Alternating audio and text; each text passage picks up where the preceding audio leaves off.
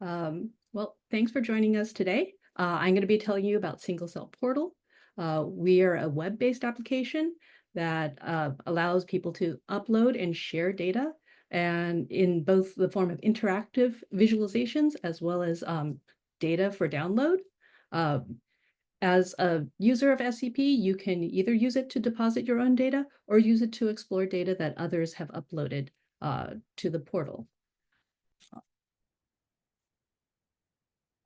So for our portion of the workshop, I'm going to start with a quick introduction to Single Cell Portal.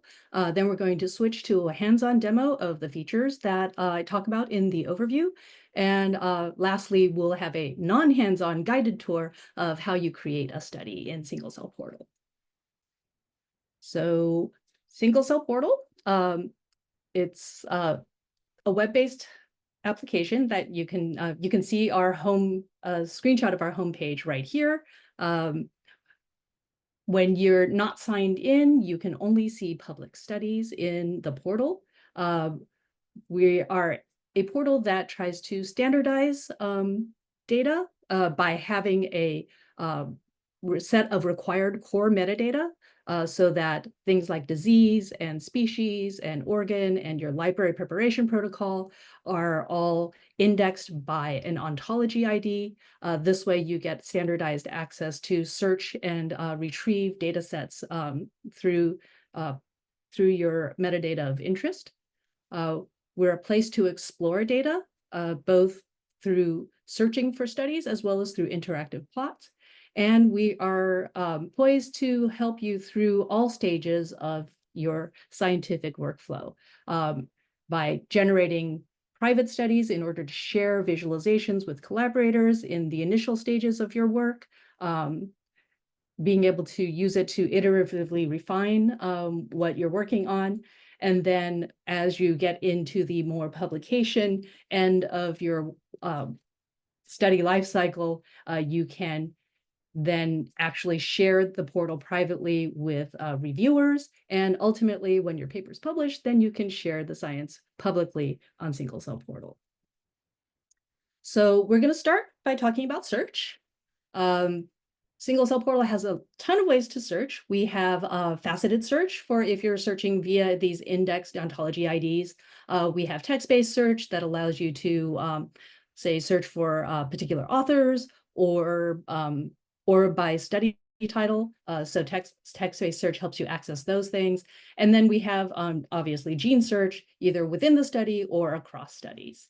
The newest feature we have is cross-study gene search, which allows you to search for your criteria. In this example, you're searching for HIV. It comes up with a number of studies, and then you can then search just the studies that you've filtered for with a gene of interest and be able to get a quick visualization of the gene expression within the studies that you've filtered down for. So this is cross-study gene search is a new feature that we've just released this year. And finally, you can also bookmark your search. If you've ever been in the habit of doing a PubMed search with certain keywords and then checking it every couple of months to see if new publications have come up that are in your area of interest, you can also do this for Single Cell Portal. And the results are not fixed. And so as new data sets appear that meet your criteria, they would show up in a bookmark search. So we have several visualization tools. Primary is our interactive plots for clusterings and dimensionality reduction plots. You can select the cell types that you want to see, or you can select other annotations that are available. Single Cell Portal is very flexible in terms of the annotations that can be uploaded to be used to color your plots. So in addition to the interactive cluster plots, you can also search for gene expression to look at gene expression plots, as well as look at spatial transcriptomic plots. And we will be looking at those in the hands-on portion of this workshop. So we've talked about those three. Additionally, we have, in addition to scatter plots, we have violin plots, as well as dot plots and heat maps. So you can use all of those. You can save the URLs to be able to share views within a study. And then we have, and we also have some other ways that allow you to more deeply explore the results of the visualizations that you see in the portal. One new feature that we have in terms of visualization is the ability to filter the plots that you're looking at. So instead of just looking at the data of gene expression for a gene for all the cells in the study, you can now segment that data by some annotation. In this instance, it would be the time point within the study to be able to look at the pattern of gene expression across, say, a time course, or to be able to compare disease versus control samples or things like that. So you should definitely check out filter plotted cells, and we'll have a little hands-on section on that later today as well. In addition to those, Single Cell Portal also gives you access to some exploratory differential expression analysis. Sometimes you have questions of interest and you know what genes you want to search, but other times if you're just looking at a study and you're not sure where the data might be leading you, it might be good to explore what the data can tell you about what's interesting in the data. So we'll also go through an example to look at differential expression in a study, and then what I won't talk much about today, though, is working with Terra. Just to say that Single Cell Portal is backed by Terra, and so every Single Cell Portal study has a Terra workspace and a Terra study bucket that are behind it. And so under the hood, you have a workspace and a Google bucket. This allows you to easily use files that you've generated in Terra to create single cell portal studies. So that data can be generated through notebooks, that data might be generated through batch analysis, and Single Cell Portal gives you the ability to then use some of our visualizations to be able to look at the results of analysis that you've run. And Single Cell Portal can also allow you to publish those and make them public and shareable if you wish.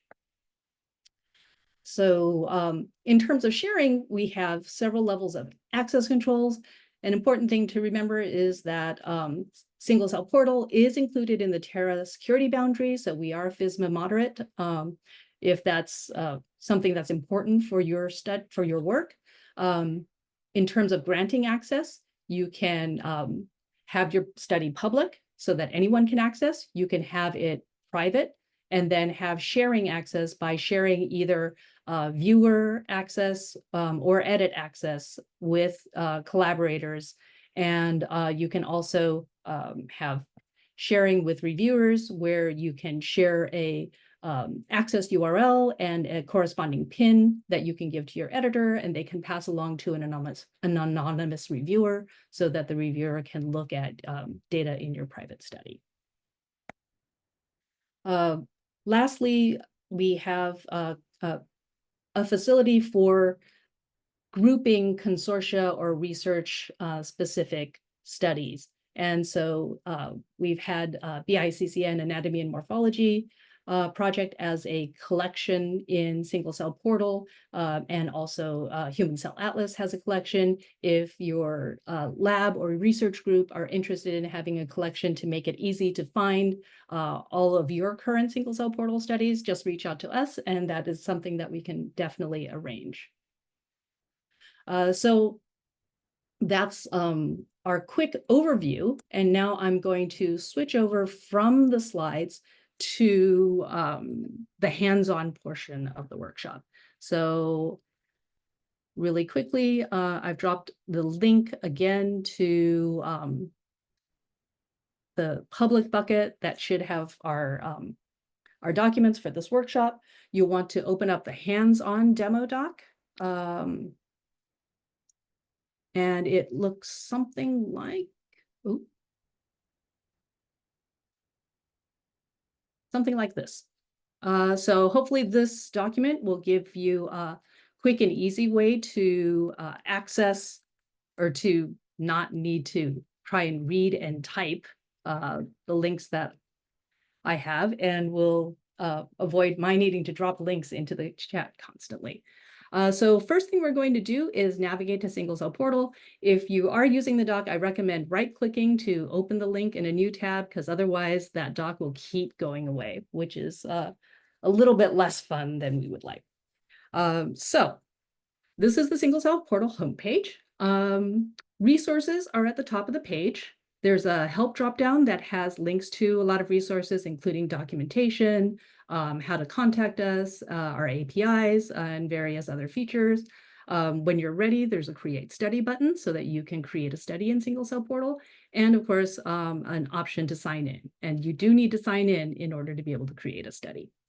But for the most part, that's kind of an administrative corner of the homepage. I think most folks are more interested in looking for data in Single Cell Portal or visiting a particular study in Single Cell Portal.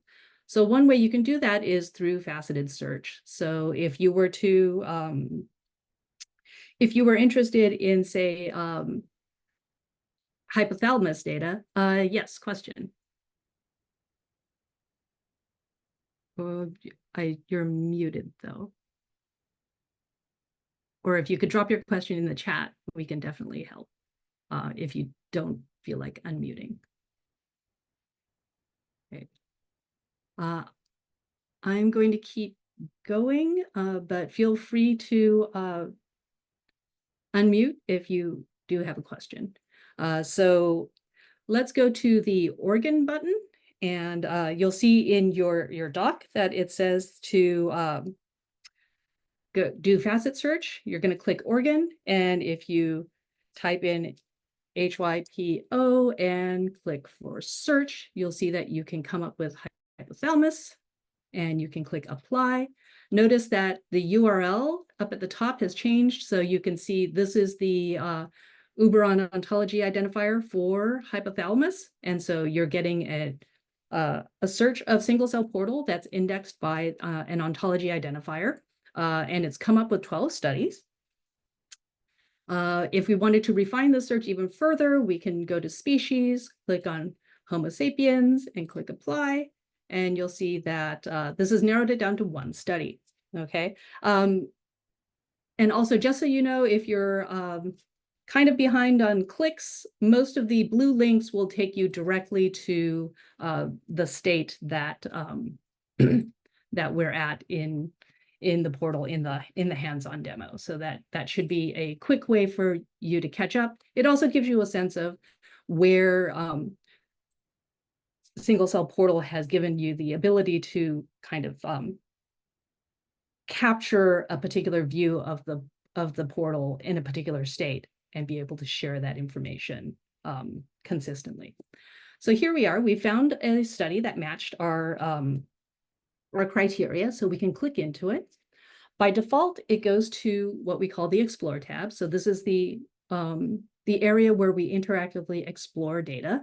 But in addition to the Explore tab, there's also a Summary tab where study owners can provide more information about the study, and there are ways to add additional information, including publication links, links to other resources. So those can be found in the Summary tab. And when you're logged in, you can also download data. So we're going to go to the Explore tab. What you'll notice here is that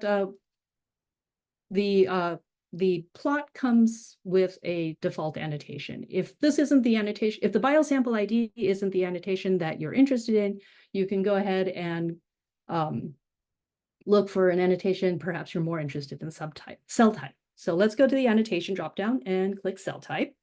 And you'll notice that as you hover over the labels here, the visualization changes, because what hovering does is that it pulls all the cells up for that label up to the top so that you can kind of get a better visual sense of all of that population. So you can see here, you've got the NA group, which happened to not have been labeled with cell type. So if we wanted to, we could turn those off, and you get a slightly cleaner plot this way.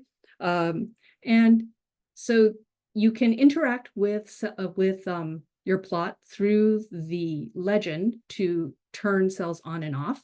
And then you can also interact with the plot here in this gene search field. So if we were going to look for myelin basic protein, you can type MBP into the search bar and click, or click the search icon. And in both cases, you'll see a new plot for the gene expression plot that shows up in the portal. And if you're, additionally, there's a tab here that's now highlighted for distribution plots, where if you click, you can see the violin plot for the same data. So now you see the gene expression for MBP, which is shown in a scatter plot here as a violin plot. And from the violin plot, you can see that myelin basic protein is mostly expressed in the mature oligodendrocyte population. And if you're done with this particular gene search, you can click Reset View. If you notice here in the URL, it specifies the gene that we're searching, and it specifies that we've hidden the NA cells and that we're in a distribution plot. When you click Reset View, that basically clears all of that out so that you have a fresh start if that's what you wish. So some studies won't have cell type, and they may only have something like Seurat clusters or Leiden identifiers. And in those cases, you may not have as good an idea of how you would go about exploring the gene expression portion of this experiment, because the labels aren't as meaningful. And in those cases, you could do something like explore single cell portals, exploratory differential expression offering. So when you click differential expression, here we can select Seurat cluster 6, for example. And when you've selected a cluster, it shows you the differential expression, the differential expressed genes that happen when you calculate for Seurat cluster 6 versus all the rest of the cells in the study. In this case, we can click on any of the genes that are in this table, and it brings up the gene expression plot for that gene so that you can then explore it further. So you can see here, various complement associated genes are all highly expressed in this cluster 6, this one in pink. Now, the legend clicking only hides the studies in the clustering plot. It doesn't actually filter studies in the corresponding gene expression plot. We'll look at cell filtering in a little bit. But if in this case, we have a handy option to look at the Seurat clusters, to look at the cell type annotations for this plot. And so first we can turn off all the NA cells because there were a lot of them. And what you can see is that you've got this C1qa expression here. And if you were to toggle the microglia compartment, here we are filtering by an actual label. So we filter out all the cells that were tagged microglia, and that large bolus where a lot of the expression is now toggled off when you toggle it. So that might lead us to infer that perhaps this Seurat cluster is Seurat cluster 6 might correspond to the microglia population that's annotated in part of the study. Okay, so we've looked a little bit at RNA transcriptomics, interactive visualization, as well as exploratory differential expression. A quick way to get back to the single cell portal homepage is to click the single cell portal link logo in the upper left-hand corner. So we can go ahead and do that. And now I wanted to give you a look at the cross-study gene search that I had mentioned. So as in the study that is in the example that was in the slide, if I were to type HIV into the search field for this facet, then I can select the select the ontology ID for the search. So you can see that for HIV infectious disease, the study search found 8 studies. If I then go and click the search genes field, I'm applying a gene search onto the results for studies that have HIV in their metadata. And now I can search for MX1, and this will pull up a violin plot for each study on MX1 expression. So this first study seems to have relatively high expression across most of, looks like probably the samples. We could go and switch that annotation to a cell type ontology label. And yeah, and you can see that it MX1 is expressed in some populations, but not all populations. Here we have another study that has MX1 expression, but it seems to only be in plate 6, so maybe not as good an experiment to look at. And these other studies, while they assayed for MX1, didn't really seem to have significant expression. So let's use this experiment at the top and take a look. So what we're going to look at with this study is how to a little bit more in-depth dive into how you might filter your transcriptomic visualizations. So we have, so we're going to go back and search for MX1. And so here you can see that you've got MX1 expression, but this is across all of the cells in the study. Not necessarily that informative. So what we're going to do is go to filter plotted cells. And so all of your other, in fact, let me switch this first. We're going to change the annotation to cell type ontology label. And then we're going to filter our plotted cells. So you can see you have a reference for where all your cell types lie in this clustering. If you scroll down to time point, or what I can do is to make this easier to read, I can collapse all of the annotations that I'm not interested in working with right now, and then open up the time point category. And then right now, by default, it sorts the labels based on how many cells in the population belong to each label, which can be useful when you're trying to target the largest population, the label that has the largest population. In this case, we can also sort. So now it's sorting by name, which makes it a little easier if you wanted to go rapidly between the different weeks in your time course.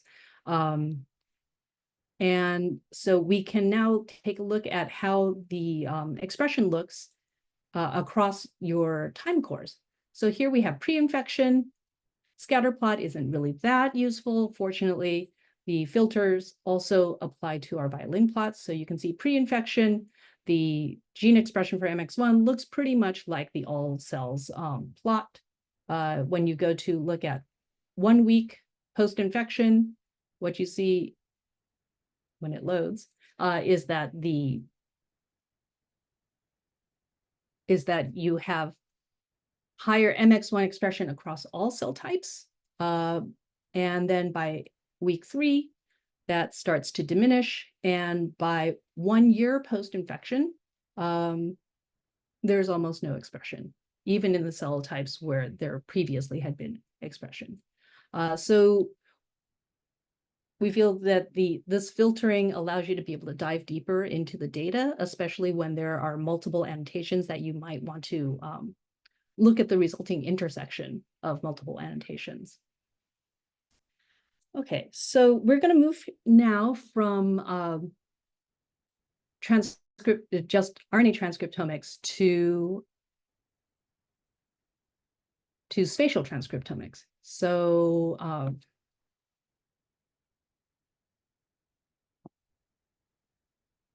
I was going to say, yeah, so if you go back to the home page, one thing that you can do with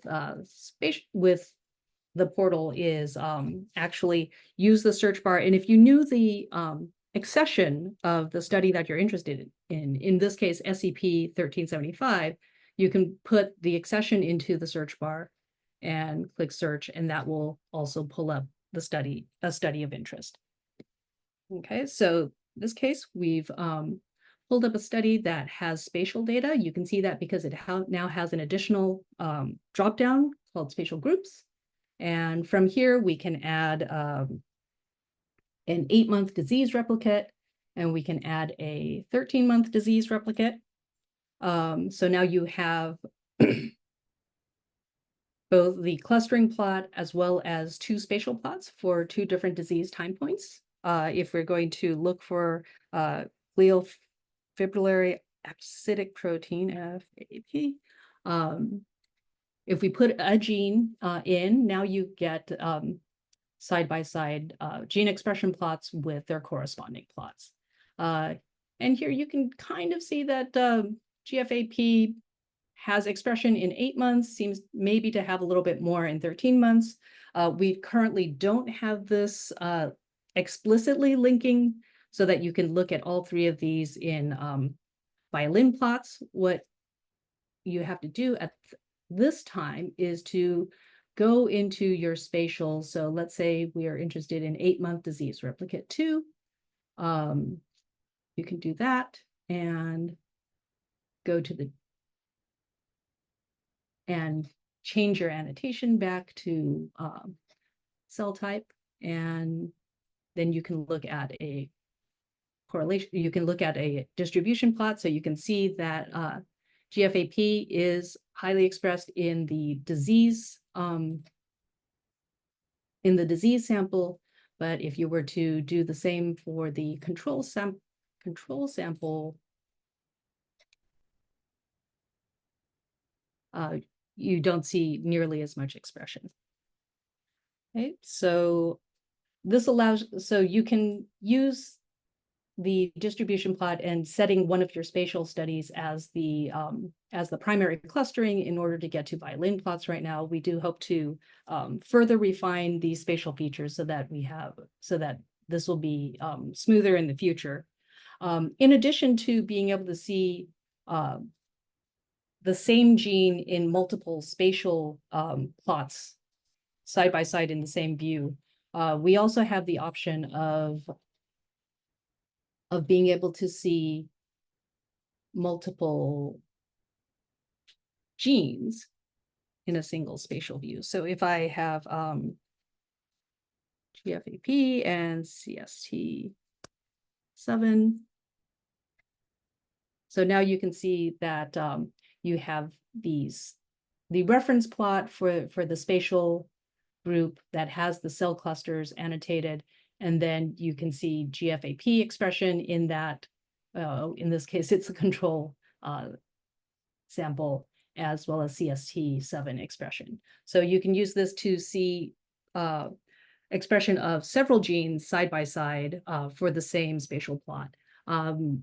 There is a technical limitation of about 6 to 8 plots when you're working in this particular spatial view. And if you ever see a plot not show up, the best thing to do is to just click the reload button and have it reload the page, and that should usually populate any missing plots. Okay.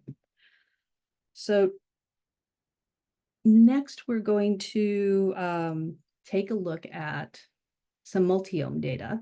So this is SCP study 2699. So you can, you can go again to the SCP homepage and you can look up SCP 2699, or actually it's this study right here, because I made it fairly recently. So this is a multiome data set from 10X. It's a fairly small one, just one of their PBMC data sets.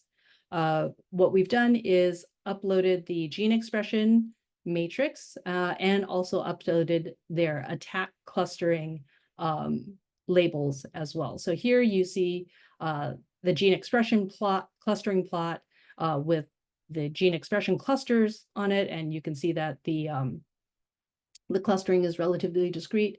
And if you come over to the annotation, you can now label it with the ATAC clustering identifiers, and you can see some of them are discrete and some of them are a little bit more overlapping, right? What can be interesting here is if I'm looking for SPIB, so this is a lymphoid transcription factor, which you might expect to see in some compartments of blood cells. And sure enough, you can see that mostly it occurs in this, this pink section here, so ATAC cluster 7. If you go to filter plotted cells, you can then toggle them based on what gene expression cluster they were.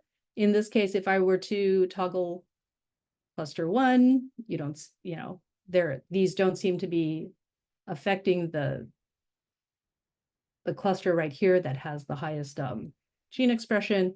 But when you get to cluster 5, sure enough, it looks like gene expression cluster 5 seems to correspond with the expression for SPIB that's in ATAC cluster 7. But the reason I'm bringing this up is because we've actually recently piloted a new feature that allows you to look at the ATAC data based on the fragment file that comes through the ATAC analysis. So here in the genome view, what you'll see is that we've used the IGV viewer to show the fragment files in the region of SPIB. So I'm going to zoom this out a little bit. So now you can see the 5' end of SPIB and the 3' end. And so you've got a bunch of things going on, but the interesting thing you can do now is to turn off all the clusters and then just look at each gene expression cluster's profile for their ATAC fragments. So in cluster 1, you kind of see that you've got some pileups here, but not a huge amount of pileup right around the 5' end of SP1B.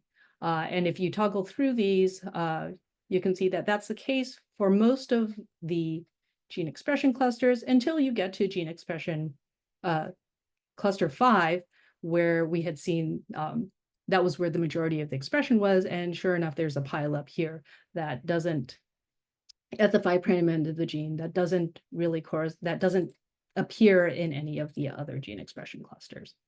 So this is our preliminary feature for ATAC data visualization by leveraging the fragment file so that you can start to do quick exploration of what the fragment file might be showing you or might be telling you if you could filter information on the fly. Yes, Liz. This would also work then for any, like, I guess sometimes for some ChIP-seq analyses and single cell ChIP-seq, we also produce a fragment file. So this could work for that too as well. So you'd be able to see the pileups across different histone marks as well. Yes, yes. Really cool. Yeah. So we know that there are ways that this can be refined. We'd love to be able to see, different tracks for the pileups for each of these clusters side by side. Those are things that we're considering. But at this point, this is the sort of early preview of what functionality we have, and we'd love to get your feedback on it. And hear how you might think about using a feature like this. Okay, so I think this concludes the hands-on section. I hope that the document was reasonably useful for connecting to the various visualizations, and I hope that the document has enough information so that you can reconstruct what we've done in this hands-on portion if you wish to revisit it on your own time.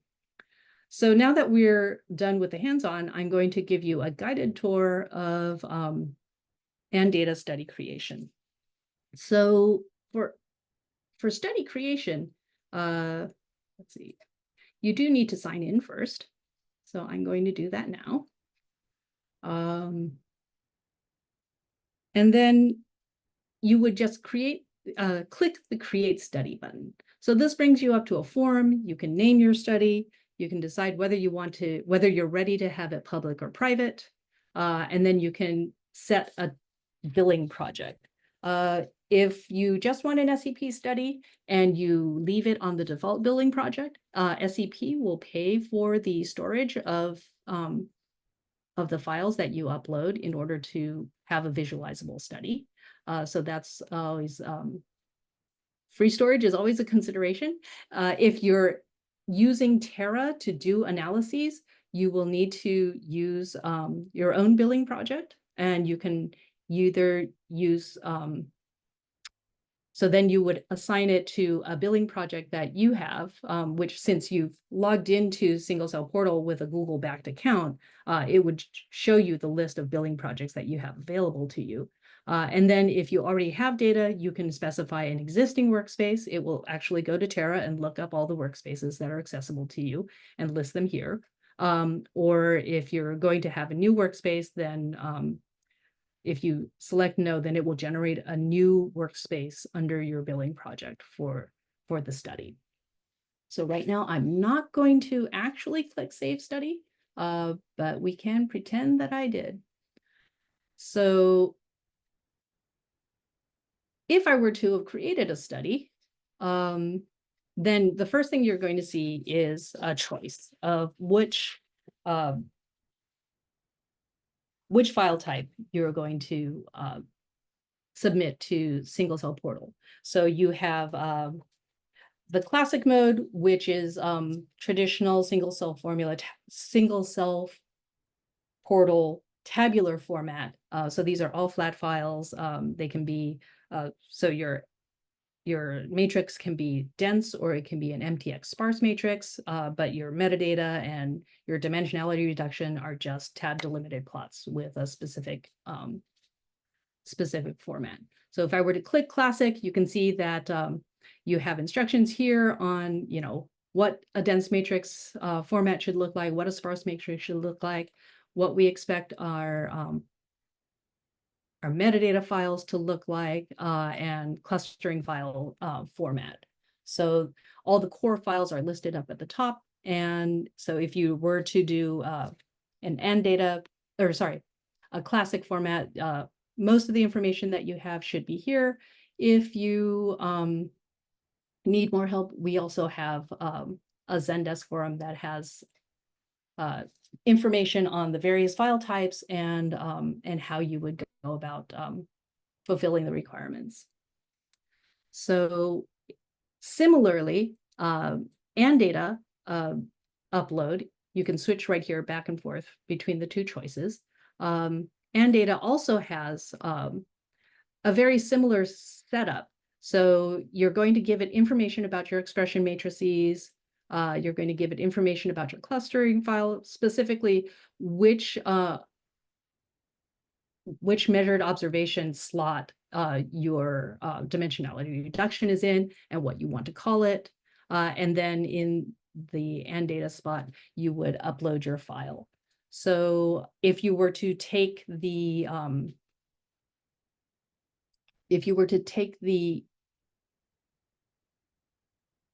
output file from yesterday's Terra workshop, so there was a clusters.out AnnData file. What I did was take that and basically just add in some metadata into the observation data frame. So added in the sex of the sample, the disease, which was normal, and that it was derived from isocortex, etc. Put those into your AnnData file. Oops. And then I can choose the file right here and just save and upload it. So here you can see that we have some amount of feedback if your file is inappropriate, is somehow not configured correctly. And also, if you are comfortable with working with Google buckets, and if your AnnData file is large, instead of uploading it from your device, you can use gcloud storage copy to upload it directly to the bucket and then just supply a GS URL rather than a local file in order to do your upload. So I will be happy to look into that error later if people are interested. But basically that's it. You either upload separate files for the various aspects of your study using single files in the classic mode, or in the AnnData mode, you add all the same relevant metadata and then upload your single file in the AnnData tab of this chooser. And then once you've made your study, in this case, I had actually already taken that AnnData file and uploaded it yesterday. So it created a new study for me. And here, as the study owner, I can see a new tab called Settings. And so from here, I can decide whether or not to make the study public. So if you tried to click the link in your document and you couldn't get there, that's because it was private. So now I've made it public and I can update the settings. A quirk of the AnnData processing that we are going to fix is that currently it doesn't seem to show a cell count, so we can fix that. That H5AD had about 10,000 cells, so we can fix that. And most importantly, we probably don't want the total mitochondrial counts as the default annotation. So we can go into settings, we can go into view options and change our default annotation to lighten and update. So that way we have the sort of more meaningful annotation as the default when people come to our study. So if you're a study owner, I encourage you to check out the settings tab. This is where you would add access for collaborators or generate a URL for reviewer access. This is also where you would add in author and publication data that would then populate an area here so that people have links to your publication. And it's also where you can go to work on uploading files. So one final thing that I had put in the overview that I want to make sure that we look at is collections. So SCP has a concept of collecting a bunch of studies into a branded space. So in this case, the BICCN Anatomy and Morphology Project has all of its studies in a single collection. Similarly, HCA has a collection of its studies. And so if you are interested in organizing into a specialized landing page that has sort of special branding and a little bit of maybe different logos and whatnot, we are happy to help you out and create a collection for you. So last but not least, if you have any questions about anything that I have presented, you can email scpsupport@broadinstitute.zendocs.com, and one of the team can get back to you to answer any questions that you have. So I think, so that's all I have today. And are there any questions that haven't already been answered in the chat? I see the chat has been a little busy.